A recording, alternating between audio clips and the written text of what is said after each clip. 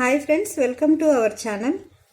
ఈ శివయ్య ఏదో చెప్తున్నాడండి. ఆకలితో ఉన్న వాళ్ళకి అన్నం పెట్టాలి కానీ సలహాలు ఇవ్వకూడదు, సలహాలతో కడుపు నిండదు అని చెప్పి చెప్తున్నాడు. ఒకసారి ఇంకేం చెప్తున్నాడో వినండి. ఫుడ్ పెట్టి చెప్పు, న్యాచురోపతి అది వేరు.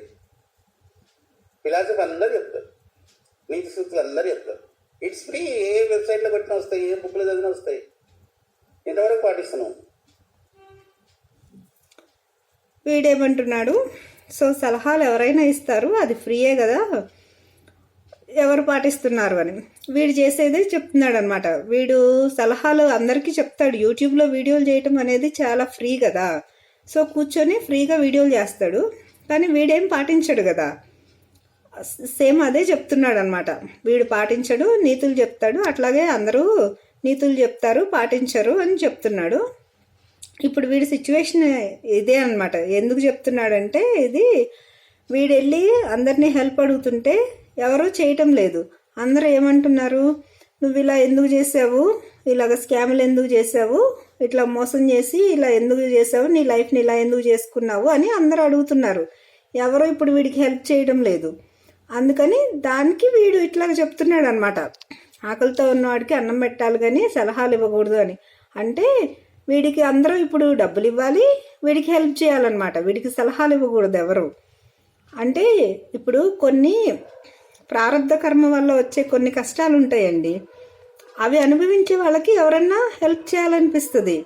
అంతేగాని వీడు స్కాములు చేసి ఇంతమంది ఇన్వెస్టర్స్ని మోసం చేసి కోట్లు డబ్బులు తీసేసుకొని వీళ్ళు ఎంజాయ్ చేసి వీడికి లగ్జరీ కారులో తిరిగి, వీడి పెళ్ళం బంగారు వేసుకొని తిరిగి, పిల్లల పేర్లతో ఫ్లాట్లు కొని వీళ్ళు ఎంజాయ్ చేసేసి ఇప్పుడు మా మీద కేసులు అయినాయి, మేము జైలుకి వెళ్తున్నాము, మేము కోర్టుల చుట్టూ తిరుగుతున్నాము, మాకు హెల్ప్ చేయండి అంటే ఎవరు వచ్చి చేస్తారు? ఇలాంటి వెధవలకి ఎవరు హెల్ప్ చేస్తారు? వీళ్ళు చేతులారా చేసుకున్న దానికి ఎవరైనా హెల్ప్ ఎందుకు చేయాలి అసలు ఇలాంటి వాళ్ళకి? ఇంకా వీడేదో చెప్తున్నాడు ఫ్రెండ్స్, విందాం. ప్రపంచంతో నాకున్న బంధాలు, ఇది నా గురించి చెప్తున్నా.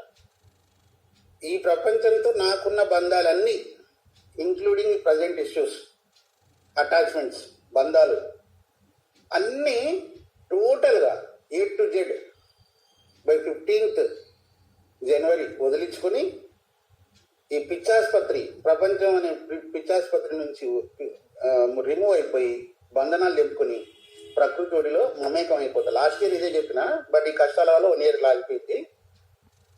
ఖచ్చితంగా 15th జనవరి వరకు అన్ని బంధాలు తెంపుకొని ప్రకృతిలో మమేకం అయిపోయి 100% న్యాచురల్ బీయింగ్గా మారిపోతాను. సేమ్ ఎలాగో మన దగ్గర నుంచి వీడికి కౌంటర్ పడిద్దని తెలిసి వీడికి వీడియో ముందే చెప్పుకుంటున్నాడు.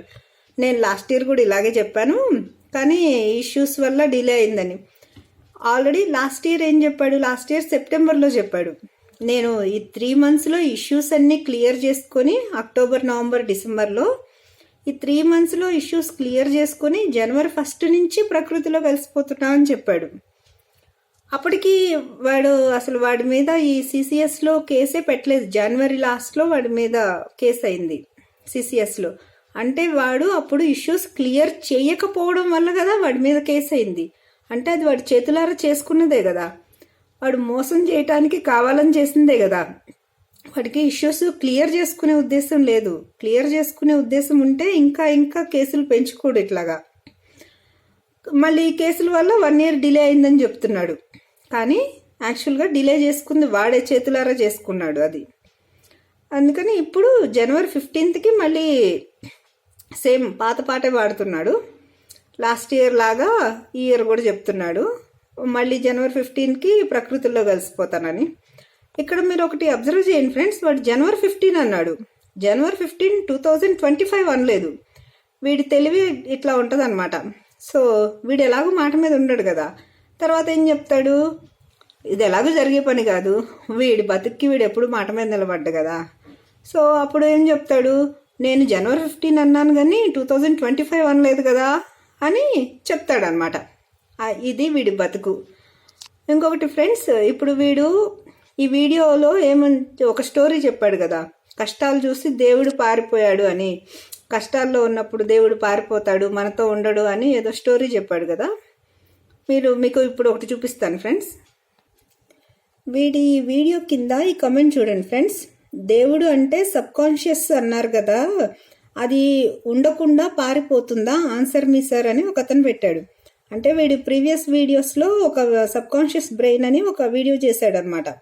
ఆ వీడియోలో వీడు చెప్పాడు, దేవుడు అనేది ఏమి ఉండదు, దేవుడు లేడు, ఏం లేదు, సబ్కాన్షియస్ బ్రెయినే దేవుడు, అంటే మనం ఏదనుకుంటే అది జరుగుతుంది సబ్కాన్షియస్ బ్రెయిన్లో అని అది చెప్పాడు. ఆ విషయాన్ని ఇతను అడిగితే సబ్కాన్షియస్ బ్రెయిన్ అనేది దేవుడు అని చెప్తే వీడు, మరి దేవుడు ఉండడు పారిపోతాడంటే సబ్కాన్షియస్ బ్రెయిన్ అనేది మన బ్రెయిన్లోనే ఉంటుంది కదా, అది ఎక్కడికి పారిపోదు కదా, అది ఎలా పారిపోయిద్ది అని అడుగుతున్నాడు నాకు ఆన్సర్ చేయమని. అడుగుతుంటే వీడేమిస్తున్నాడు ఆన్సరు, అది ఎంతమంది నమ్ముతున్నారు అంట. అంటే అతను ఒక క్వశ్చన్ అడిగితే అతనికి ఆన్సర్ వీడికి తెలియదు కదా, వీడికి ఏం తెలుసు, వీడికి గూగుల్లో యూట్యూబ్లో సెర్చ్ చేసి దాన్ని బట్టి చెప్పటం తెలుసు, కానీ వీడికి నాలెడ్జ్ లేదు కదా. ప్లస్ వీడు రోజుకో మాట మార్చే రకం కదా, వీడు ఒక సిద్ధాంతం, వీడికి ఒక మాట అట్లా ఏం లేవు కదా. సో అది ఎంతమంది నమ్ముతున్నారని వీడు ఉల్టా క్వశ్చన్ అడుగుతున్నాడు. ఇది ఫ్రెండ్స్ వీడి నాలెడ్జ్, వీడి బతుకు. Thank you friends.